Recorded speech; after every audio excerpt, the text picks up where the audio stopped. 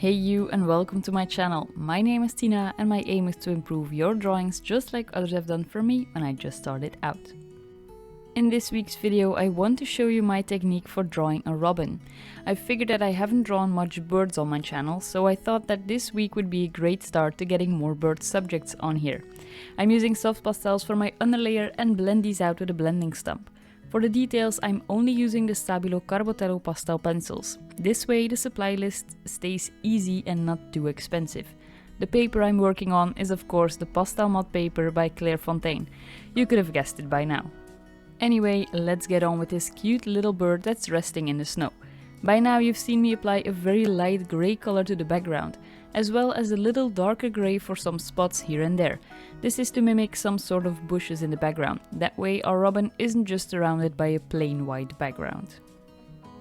I blend this out with my blending stump so that I get my paper covered, but again I don't want it to be a single colored background, so keep that in mind when you're adding the soft pastel and while blending. There isn't much to that, so on to the bird itself.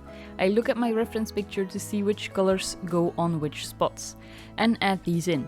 I pick the soft pastel sticks closest to the colors I need, because I don't have all of the colors in the world available. Some will have to be a little altered by the pencils later on, but for now these will do. Remember to pick darker colors than what you want your end result to be. This way you can go on top with pencils to get in the lighter layers.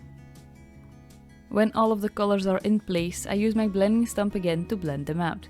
And make sure to go from the lightest color to your darkest when doing this. This way you don't have to clean out the blending stump between every color. In this case I'm starting with the light gray, working my way to the dark red color. When everything is blended out, get rid of the excess dust. I just blow it away, and get your pencils ready. As I said before, I'm only going to use Stabilo carbothellos to keep the cost and entry level of this tutorial as low as possible. What it comes down to now is a lot of layering. Since the feathers on his upper part, mostly the face, are very short, they don't get that feather shape we all think of right away. The feather shape comes in at the belly for this guy, where the feathers are a little longer. So for now, all I'm going to do is get in these little lines and change them up a little so they don't all go in the same direction to keep it interesting and realistic. I start off with the top of the robin's little head, where I add in a dark grey and a lighter brown color to get in the pattern of a lot of different shades of feathers. Making my way down with the darker grey to get in the darker spots on his head. Keep a close eye on your reference picture for this, as this will be different for every single bird. While I'm working on that area, I can put in the eye already, since this will help me judge my values better too. The eye consists of black, dark brown and a little highlight added with a lighter grey. Since there isn't much color in the bird's eye, I just mixed the black and brown together so that it wouldn't be just flat black, although it looks that way on camera. For the beak, I'm going to grab that same dark grey and fill in most of the beak, going over this with black where the shadows hit. Blending this out again with the blending stump before going over with a lighter grey to bring back some of the highlights where the light is reflected on the beak. And when the beak is done, it's time to continue our way down on the bird, starting with the feathers on the lower part of the face or neck. I am layering a lighter shade of orange first to get in the initial shape and direction of the feathers, then going over that with a lighter shade to define some of these feathers. And going over that again with an even lighter shade, this time it's more of a yellow tone to get in the really bright highlights. Since the snow bounces off the light back from the ground, the area beneath his beak is quite highlighted. I could have only known that by looking at my reference picture, so keep an eye on there at all times.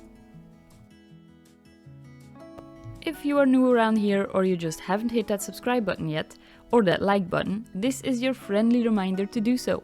I upload an art related, mostly pastel related video every Friday at 5 PM Central European Time. So hit that bell icon too if you never want to miss out on any future videos. I hope that I can inspire you and help you along your journey to getting to know soft pastels and some other mediums on my channel. You're helping me a great deal by giving this video a like, and consider subscribing to my channel as it helps me grow and reach more people. So a big thank you in advance. When the face is done, it's time to move on to his belly. I start with the orange part on his belly since I was using these colors just now. And the same process goes for the belly as we did on the orange part of the face. I start with a lighter color first to get in the feathers at the place I want them to be and giving me a first draft, you could say. Then moving on to the orange color to get in the lighter feathers on top of the others. But then I felt like you couldn't quite see the feather structure that I wanted to create, so I went over the belly with a darker reddish brown color to get in some of the shadows that would be cast by feathers. This way I could shape some feathers like the way I wanted them to be, and of course going on top of that again with the lighter color to get the shape of the feathers on top. After this, I took out a dark grey pencil and started to add the shadows on the rest of the body.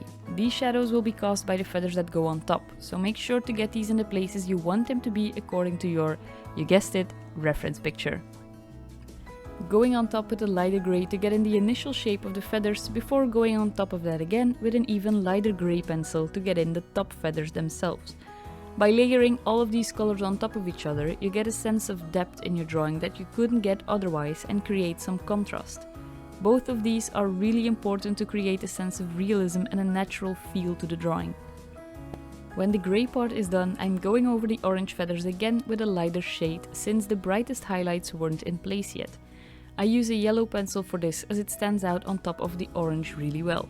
This makes it seem like the sun is reflecting on these feathers. And last but not least, it's time to add in the snow that this little cutie is resting on. I'm using a white soft pastel for the top layer closest to the bird itself. This represents the loose snow that lays on top of the other snow. Make sure to get this in really loosely and don't follow a single pattern or it will end up looking fabricated. Just scribble a bit with a soft pastel stick until it looks natural and enough. For the snow beneath that, I'm using the white pastel stick and mix in some light blue. This gives the illusion of depth. And as we know, white reflects everything around it, so this blue represents the sky that the snow is reflecting. Blend this out just a little so that it looks a little smoother, and that's it. This little guy on his bed of snow is ready. Thank you for watching. I hope you enjoyed this video. If you did, make sure to give it a thumbs up. And I also have a lot of other videos on my channel that might interest you. So definitely check them out. Next Friday, I'll be back with another video. See you then, and in the meantime, I hope you have a great week.